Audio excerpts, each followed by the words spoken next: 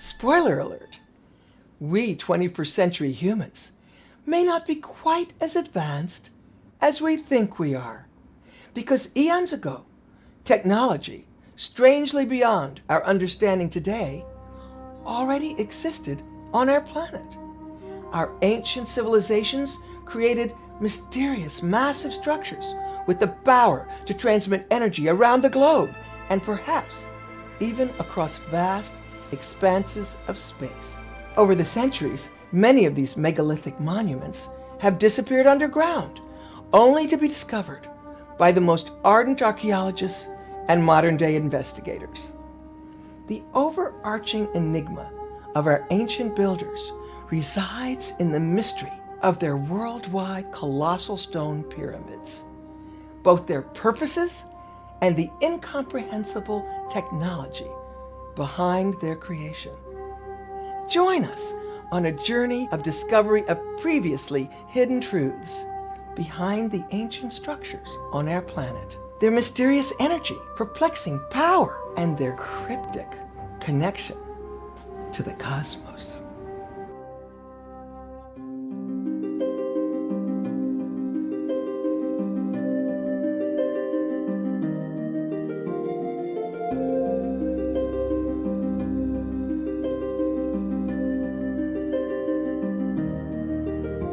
On June 13th, 2012, I was in Turkey at Göbekli Tepe. This was a 10,000 BC construction, hugely enigmatic. Who built this strange place? Why? These pillars, 19 feet tall, weighing tons, with animals either carved on them or somehow carved in 3D. And at that point, the German archaeologists had only been able to excavate about 5% of what they knew from deep ground penetrating radar, that the pillars went on and on for 30 acres underground, that the entire place had been buried about 1,000 years ago. When these were actually put in place was 12,000 years ago. That this was a 10,000 BC construction, and it was completely covered up and buried for reasons unknown. Göbekli Tepe, what we have there, while Dr. Klaus Schmidt, late Klaus Schmidt, he uncovered 4 circles. The Turkish government in the last 3 years uncovered 4 more circles. When I spoke to the late Dr. Schmidt, he told me there are probably 100 circles. So you have 100 megalithic circles, at least, that's been covered by film material which consists of pebbles, rocks, sand, ground animal bones, and ground human bones. The indication that we have ground human bones might tell us something about those who covered this huge site. And how did they treat humans? Interesting thing, there is not a single residential village in the area. So who built them?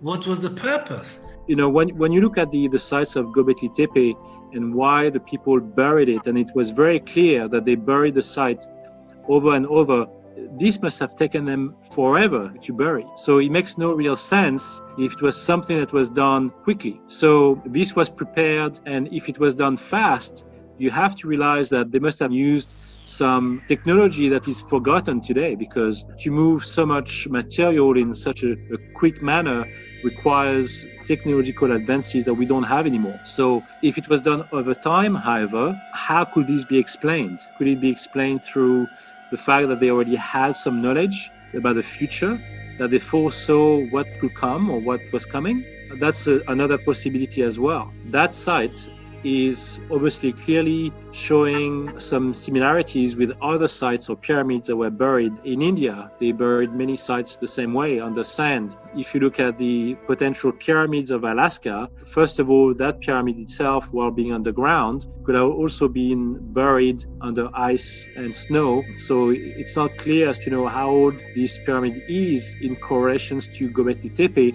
In my opinion, that site is more ancient than Göbekli Tepe even. A man named Doug Muchler, who had worked in counterintelligence in the Army at Fort Richardson in Alaska, calls me up and says, when I was at Fort Richardson in 1994, 40 of us sitting around in a room after dinner, and we had in-house piped-in television. And he really wasn't sure what the source was, but he thought it was one of the stations in Anchorage. And he said, there was a documentary about a Chinese underground nuclear test in May of 1992, and that seismologists had been able to use this underground Chinese test, and that the result was that they had pinpointed a huge pyramid underground about 60 miles west of what was then called Mount McKinley, today is Mount Denali. And that the men in the room in Fort Richardson were fascinated that the scientists in the documentary said that they wanted to do excavations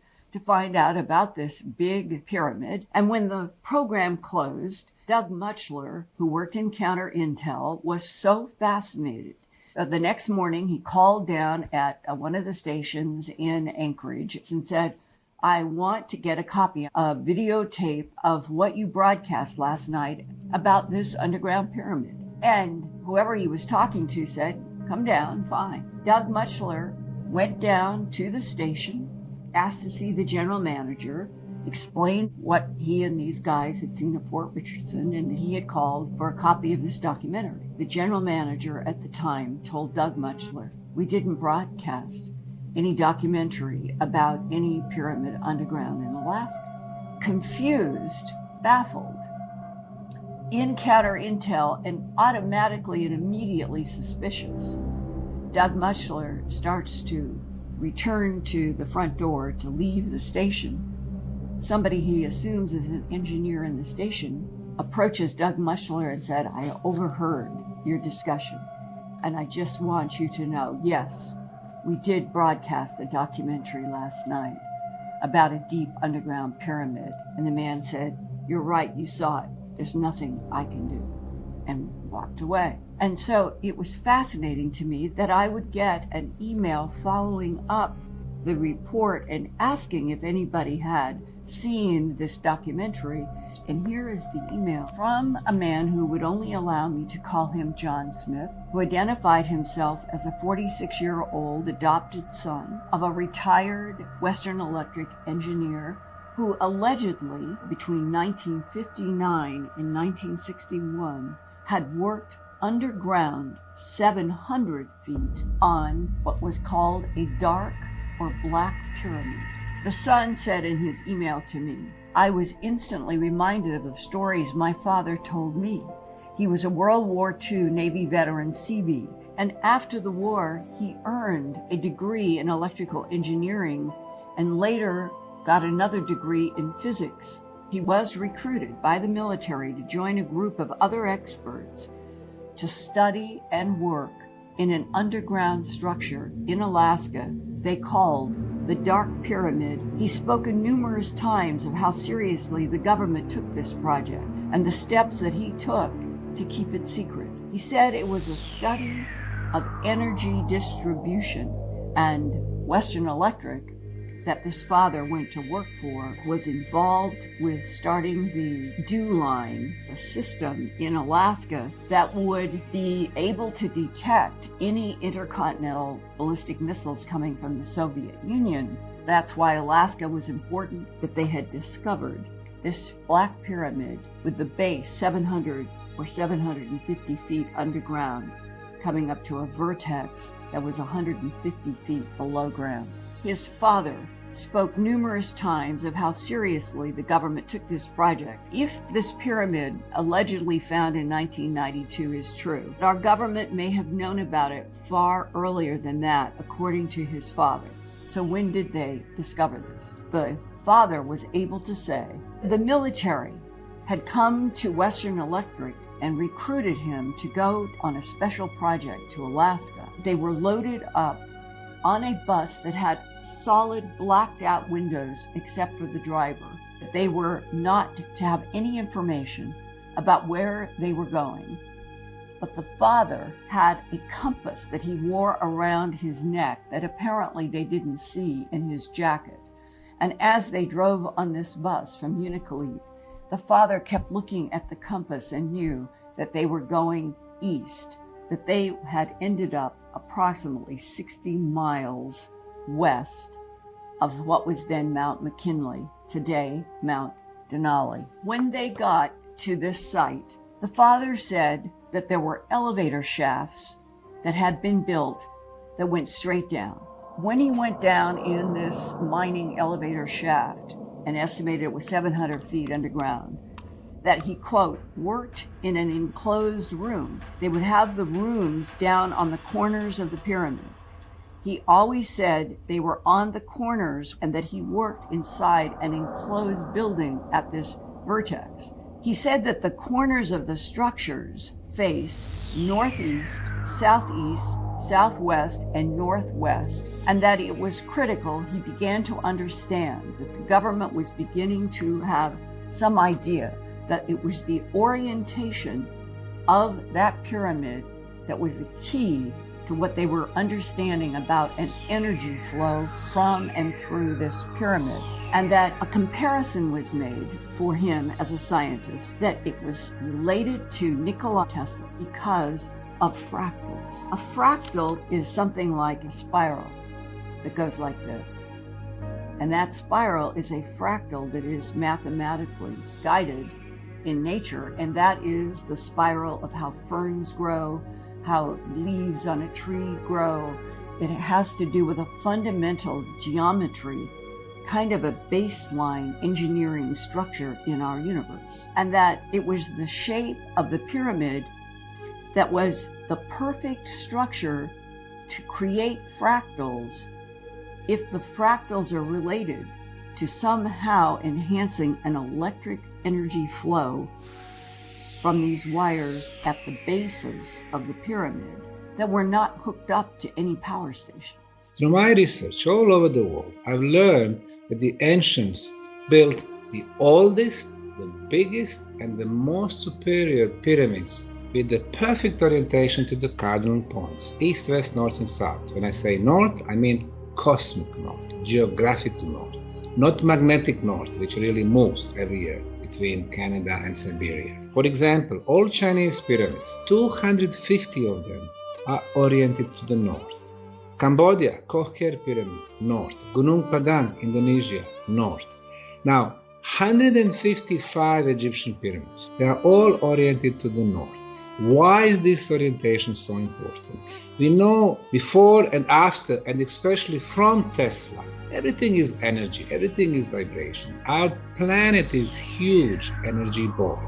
You have energy ball, you have movement of the energy, and two strongest energy flows on our planet, north-south, east-west. You build four-sided pyramid, perfectly oriented, it automatically initiates the movement of the energy within the pyramid. Especially with the new discoveries of now pyramids we found underwater, like Portugal, like when the Portugal Navy discovered this 60-meter high pyramid that's 8,000 square meter wide, and it all looks so orientated towards the cardinal points. So it's a very clearly defined pyramid that was not speculated over by some amateur archaeologists or anything else. It was the actual Portuguese Navy who discovered it. And again, this pyramid could be probably about 20,000 years old. So the civilization that built it was obviously before the last ice age. And then off the coast of Japanese island of Yonaguni, they showed not one but 13 underwater cities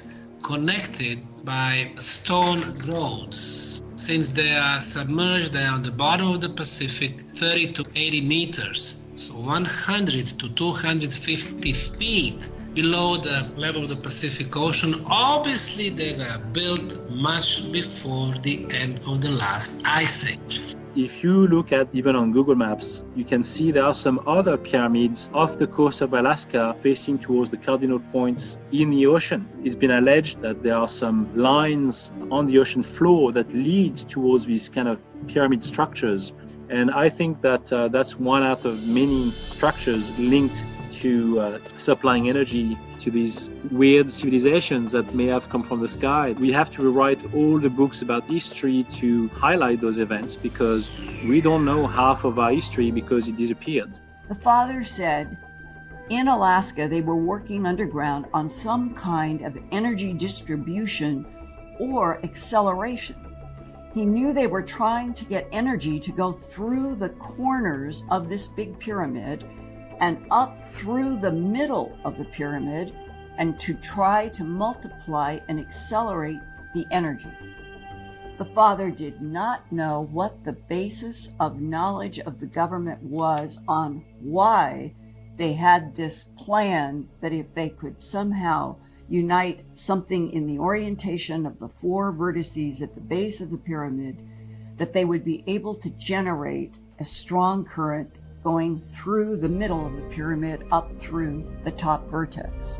The father said he did not know where this technology in the pyramid came from, and that authorities kept him blindfolded both physically and metaphorically, along with the other scientists that were working on the pyramid. They were not to know what any of the other scientists were doing. He knew that he was working for higher ups, that the correspondence was from the Pentagon, that he would have mail that would come with a confidential stamp on it, and that those confidential mailings to his father, who worked in this underground pyramid from 1959 to 61, that by the 1980s, his father was still getting the same stamped confidential envelopes from somebody in the government. Now, one of the most interesting things that the son heard from his father was that the pyramid shape was the perfect structure to somehow enhancing an electric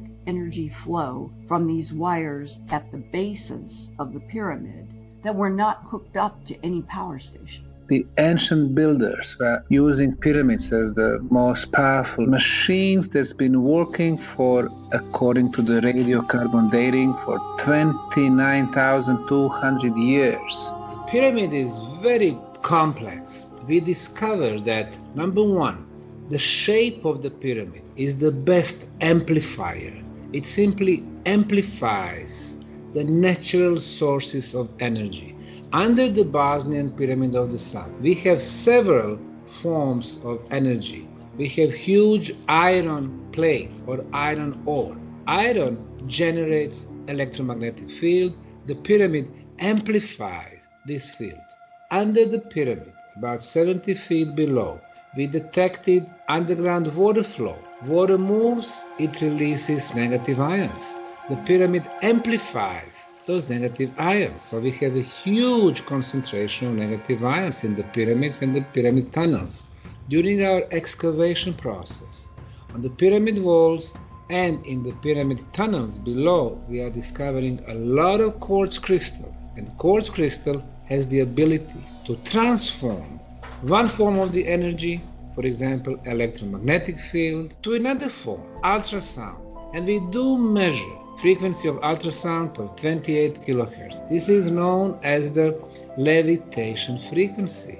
So now we can see that actually the pyramid amplifies different forms of the energy, making this an energy beam. But I do believe that the pyramids of Egypt were using exactly the same idea and the same concept to send energy from one location to another. So it was definitely done wirelessly, the same way as Tesla was using it for his towers. So again, either they had access to technology that we don't know about. When you look back at the pyramids of Egypt, gigantic powerhouses, basically centers for generating electricity for the whole area. We've seen some of these hieroglyphs where they were holding those massive lamps inside the chambers, inside the pyramids, but we don't really know how they were able to generate such electricity. We could see a cable running in the back of it, disappearing in the drawings, I guess. But there were many chambers, like in the Valley of the Kings, when they painted the ceilings, the walls of those tunnels going way underground, and there was not a single amount of soot anywhere. So we can imagine from the Valley of the Kings to the pyramids of Egypt that maybe lines and electricity may have been transported wirelessly as well, not just through cables, but like through the Tesla technology. We can see that the current that Tesla was able to harness was from the ground. It's possible that the Mayans and the Egyptians knew about such technology to create this light inside the chambers and the tunnels, to use it on a regular basis. The world of the past was the world of pyramids. We have proven that pyramids were not built as tombs for kings. However, they were built as the huge energy complexes. The pyramids are amplifiers built by the ancients to magnify locally, not just inside them, but for miles and miles around them, to change the field in their vicinity. And why would the ancients want to do that? Because if you raise the background hyperdimensional torsion field, you change the biology in the vicinity, you change the medicine, the health of people, their well-being in the vicinity of these objects, these pyramids, these massive static solid state hyperdimensional amplifiers all over the world. And the amplifiers don't have to be in a pyramidal form. They can be concentric circles like Stonehenge, like Avebury, like the Rollright stones, like all the other ancient sacred sites scattered all over Britain.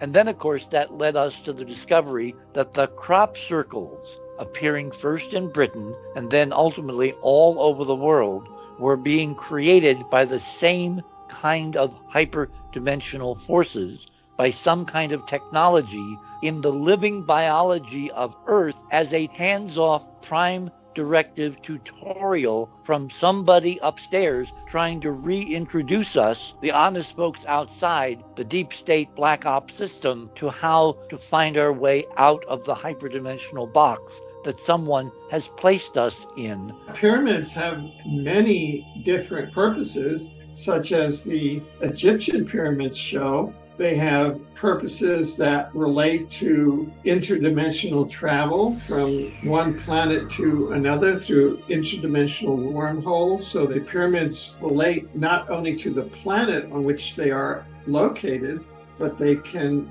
be used to develop energy to open up interdimensional wormholes for travel between planetary systems. These are advanced civilizations that have the knowledge and the technology to do that. Our civilization has fallen back, and so we have lost all knowledge. On the top of the Bosnian Pyramid of the Sun, we have detected and measured an energy beam, which is electrical in nature. So we know that the scalar waves or torsion fields, they can move quicker than the speed of light, meaning they are ideal medium to transport the energy and information. So the first potential purpose of the pyramids, communication device. The Alaska Underground Pyramid was technology completely unknown at the time. And how do you enhance the energy flow that they were already measuring in the pyramid? Because they had some knowledge that if they could direct this energy flow right to the center of the base of the pyramid, it would go up and come out the top enhanced. Don't you think that something non-human from somewhere else in the cosmos built this big pyramid deep underground in Alaska? Megalithic construction is all over the world, on practically every continent. And much of the construction is very similar and sometimes exactly the same. And so there's a similarity between all this megalithic construction. And even structures like obelisks and pyramids and huge platforms can be found on our moon. And I maintain that even the NASA missions have discovered what seem to be structures on the moon, and they're covering up these discoveries. But the idea that we have, say, extraterrestrial structures on the moon and probably on Mars too, and that there's a similarity between those structures on the moon and Mars and many of these structures that are found here on Earth. When I got into the Mars research, one of the really surprising things, in addition to the infamous face on Mars, was my discovery that just a few miles to the west, there were what looked astonishing like a set of pyramids. And these weren't little tinker toy pyramids. They were huge. They were like miles on a side and thousands of feet high. And you could see that they were pyramids because we had stereo imaging from at least 2 different passes by the Viking orbiter over the Cydonia region where the face was, a low sun angle and then a much higher sun angle. So you could not only see that they were taken from different positions in space, but the shadows on the ground were very different. So you could reconstruct the 3D morphology of what you're looking at down there from the shape of the shadows on the ground. And the really amazing thing was that to the west, there was this very geometric, very city-like, very organized geometric array of pyramids. And that instantly bumped up my curiosity because I've always been curious about the pyramids. You know, what were they for? Why do they look so similar everywhere in the world when ostensibly, according to mainstream scholars, people didn't really get to travel between different parts of the world thousands of years ago? We know that that's not true, that there was a great deal of terrestrial travel, but much further back than some of the historians have placed it. So you find pyramids on another planet in an architectural artificial complex. Your first question is, what were they doing building pyramids, and pyramids on such an extraordinary scale? And the ones at Giza, the most familiar pyramids on Earth, they're about 1,000 feet on a side. Well, these are like 5 times bigger, 5,000 feet, a mile. Maybe a mile and a half. The face itself is like a mile and a half long and 1,500 feet high. So everything on Mars was much, much bigger because the Martian gravity is lower. You could build bigger things more easily in a lighter gravity. But still, why pyramids? What was so special that now you have the same shape, same geometry showing up on 2 totally different planets? Well, it didn't take very long until we discovered that the math and geometry that connected the pyramids and the face were not just any old math and geometry, but in fact they were connected to a physics. Literally physicists 100 years ago with very famous names like Faraday and Maxwell and Tate and others were working on fundamental equations of electromagnetic radiation, and those equations said this whole spectrum is part of one reality, an electromagnetic spectrum, and its ultimate source was not in 3-dimensional reality, but they said in these equations that they're part of a hyperdimensional, beyond 3-dimensional reality. And then they laid out equations that allowed you to work out how from that higher level reality you could get some manifestations of electromagnetic interactions here in 3D. And lo and behold, in the geometric layout of these massive pyramids and the face on Mars, we found exactly the same hyperdimensional geometry connecting in these equations on Earth, 3D reality with a hyperdimensional reality. It now was obvious that whoever built this stuff on Mars at Cydonia with a humanoid face in the middle of it, looking up into space, visible from anybody who would send a spacecraft from Earth wandering by millennia or millions of years later, that their overriding message was, this is about you, you and us, we're the same. And number 2, because of the geometry and mathematics, that there was a physics here, the literal physics of reality, the physics that, obtains whatever planet you're on. This physics overrides everything, underpins everything.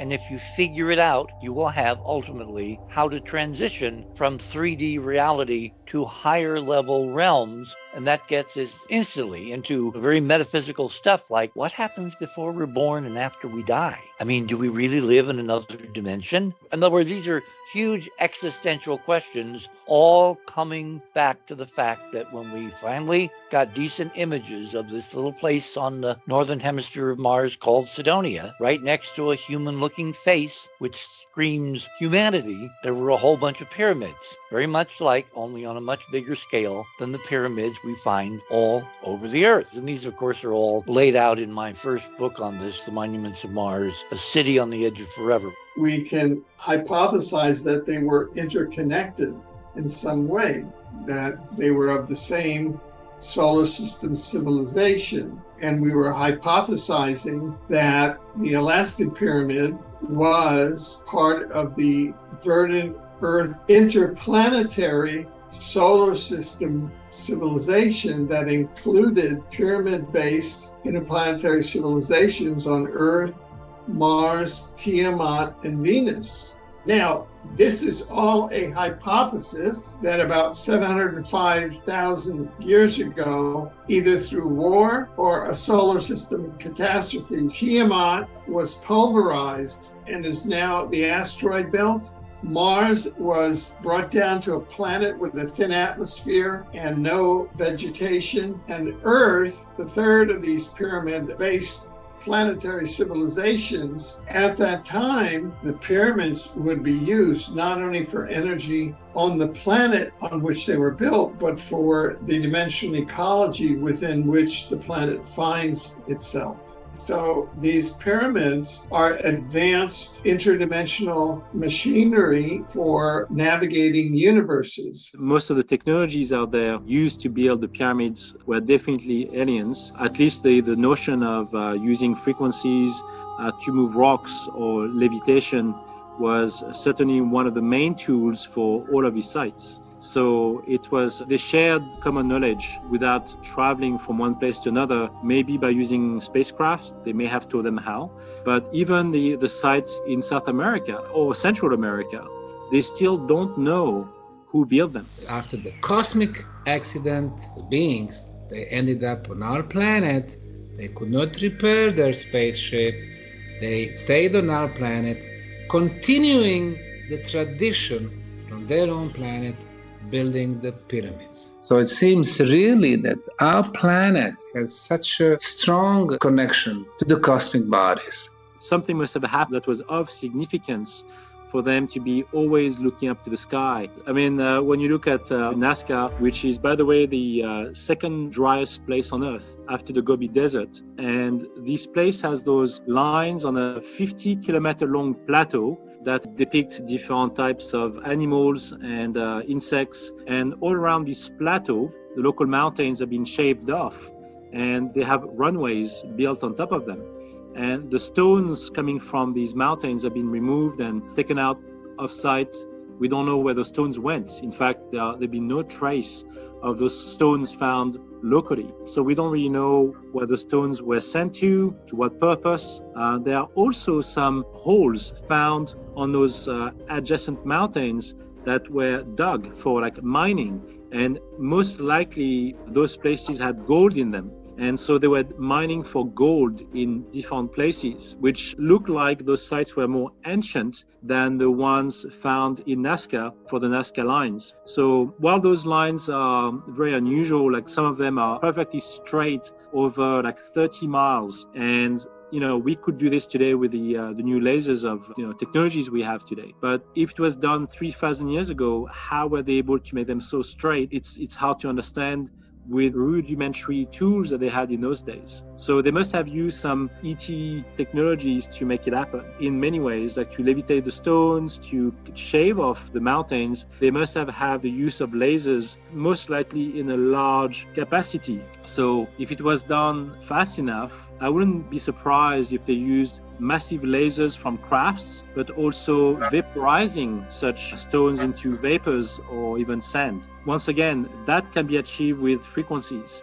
but it requires like a huge amount of energy to achieve that goal. So I don't believe that the people in those days were able to do it with the tools they had to their disposal. So they had to have more advanced technology, laser-based technology, the levitation forms of transportation. So for them, I don't think that 1,000 tons or 500 or even a few thousand tons were the problem. They could maneuver with huge quantities of material. The reason why the secret space program exists is to harness and retrieve all these ancient technologies on the planet that are left behind and learn from them or reverse engineer all of that. I don't believe the US military has the knowledge to duplicate what has been done in Alaska, but the electrical charges that we can benefit from using those equipments, pyramids or not, it's something that's already there. We already have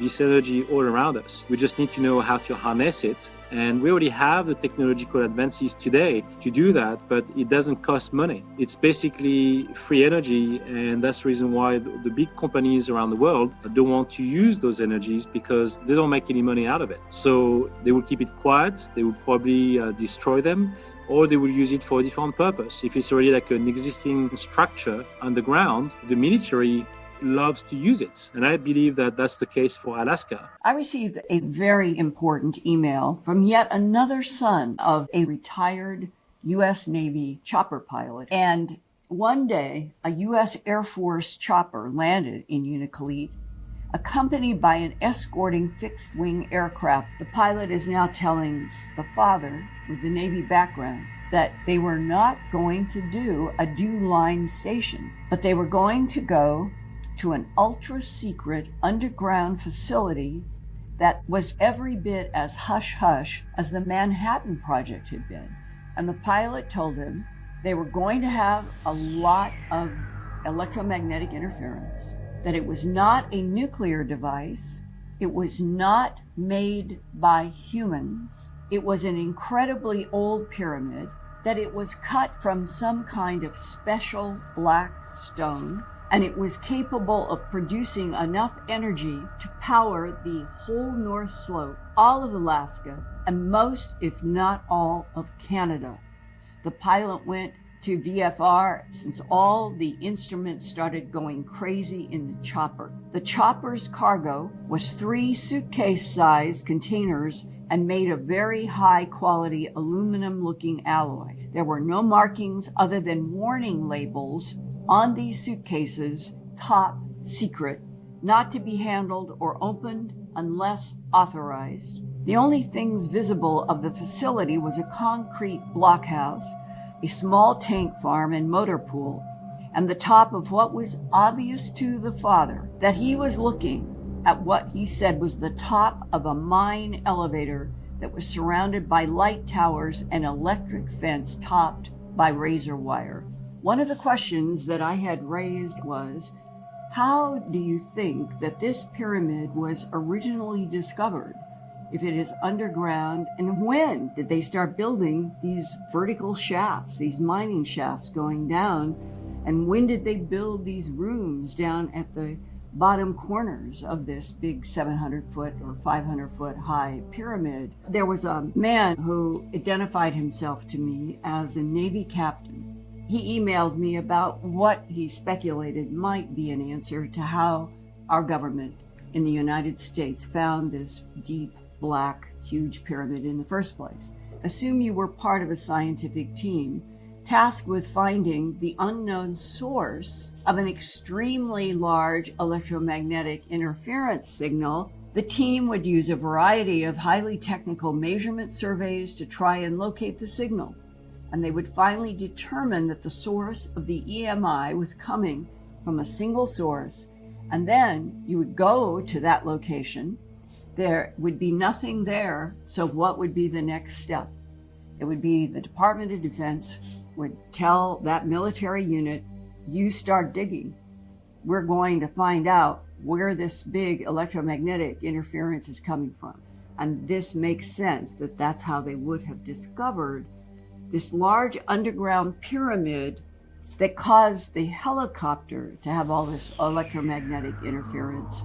The implication is that big pyramid was still operational in some way. It was still giving off energy that was causing some kind of interference with the electromagnetic grid that is around our planet, helps keep solar radiation from hurting us. That electromagnetic grid was having some kind of interference from something deep underground that was generating some kind of current that was affecting the magnetic fields. You have to have an artificial source. Now, what we can see, of course, you have electromagnetism, and during the archaeological digging, we've been finding so much quartz crystal on top of the pyramid, on the sides of the pyramids. Inside the concrete, you can see in the cracks in the concrete blocks, we can find the pieces of quartz crystal. We are finding it in the underground tunnels. So, of course, electromagnetism hitting the quartz crystal, piezoelectrical effect, you have mechanical waves, or in our case, ultrasound.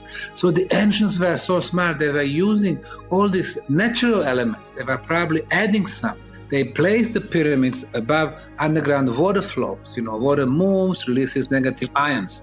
We have water flows under the ground, not only on one, but on several levels, meaning between the water flows, electricity is being generated.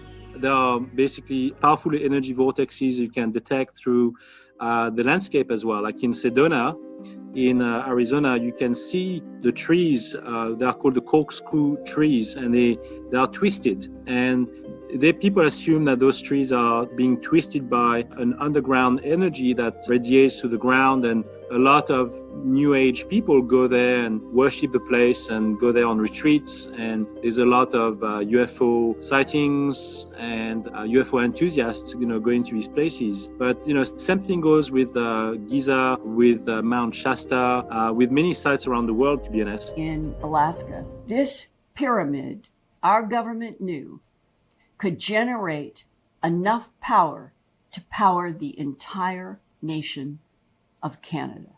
Is it operating today? Is this energy just seeping out into the Northern Hemisphere? Did somebody figure out a way to shut it down? If it is still there, what is the relationship between that big, dark pyramid and maybe 100 underground pyramids that are yet to be discovered? A few years back, a young guy in Quebec found a hidden city in Mexico that was hidden, I think, on the border of Belize. And this pyramid was part of a constellation with 3 stars. So they were basically looking for stars. In fact, all of the sites around the world were built to do with the stars and the constellations. So in relations to the different constellations out there, like we know, for example, the pyramids of Giza were built according to the Orion constellation. The same thing happened for the Mayan pyramids too. In fact, all of the cultures around the world, like even in the Namibians, pyramids were also built according to the stars. All of them were built for astronomical purposes. What were pyramids in and of themselves? Why was the pyramid shape important that we'd find it on 2 separate planets? After all those physics experiments and documenting that pyramids are basically hyperdimensional amplifiers of an unseen energy that runs the world, runs biology, runs consciousness, runs everything that we think of as reality. We then found, because of NASA's current rover mission to a crater on Mars called Jezero, another set of astonishing pyramids, except one set which is about the same scale as the pyramids on Earth at Giza, are arrayed in exactly the same geometric configuration, mimicking the belt stars of Orion. But to the west of them, there's a much larger complex of pyramids, meaning instead of several hundred feet across, they're several thousand feet and much higher than any pyramids on Earth. And those pyramids are arrayed in exactly the same Orion belt star configuration, except they're exactly backwards. Now, why would they build 2 sets of massive pyramidal structures depicting Orion? The pyramids on Mars are designed to do exactly the same thing that is, amplify hyperdimensional energies, but on a much more massive scale than anything we currently have here on Earth. And not just the pyramids, but also sites such as like Stonehenge, for example. And they've used the stars because they were fascinated with the connections to do with the ETs, because that fascination with the stars was probably philosophical as well. They were wondering where they came from, but the science and the powerful knowledge that they had on astronomy was unchallenged and unparalleled. Even today, like in Africa, some tribes believed that they also came from the Pleiades. So they had a direct connections to the stars. And in fact, in some places, they could explain about certain stars within the Pleiades star cluster system that we can't see with the naked eye. And so some of these stars were detected through the new technologies and satellite imagery, but how were they able to detect that in those days? This is a big mystery. We don't know.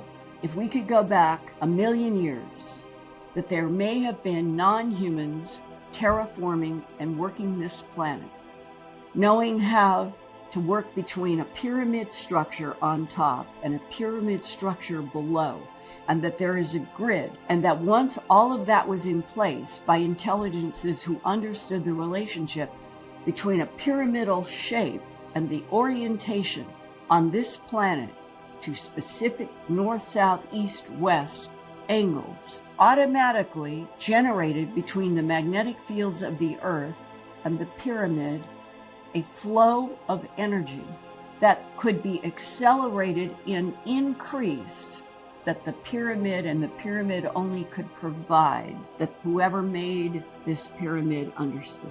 It's most likely that there were pyramids built on Earth that we haven't discovered yet, that were probably potentially even millions of years old.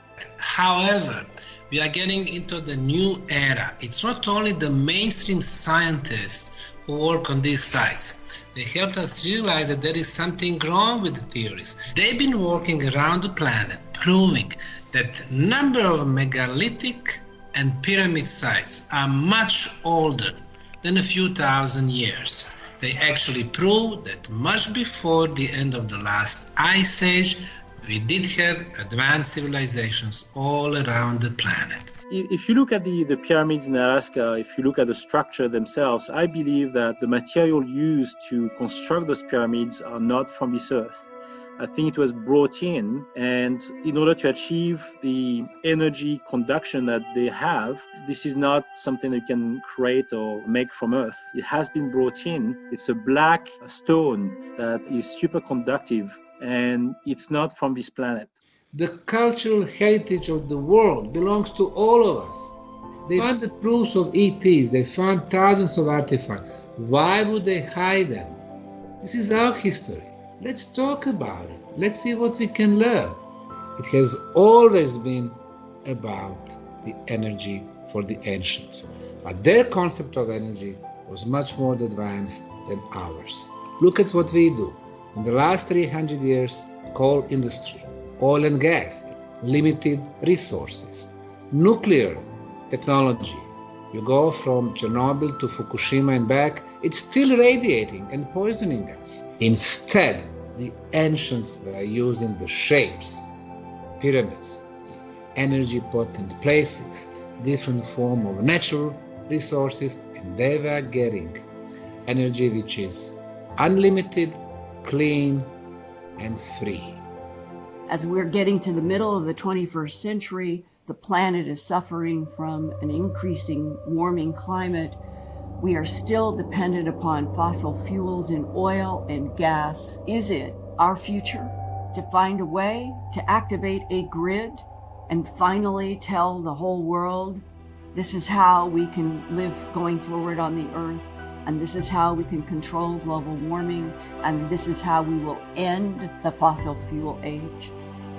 It's so tantalizing to consider the possibility that on our planet, that something extremely advanced and extremely ancient, like the Dark Pyramid, would be able to power the entire Earth.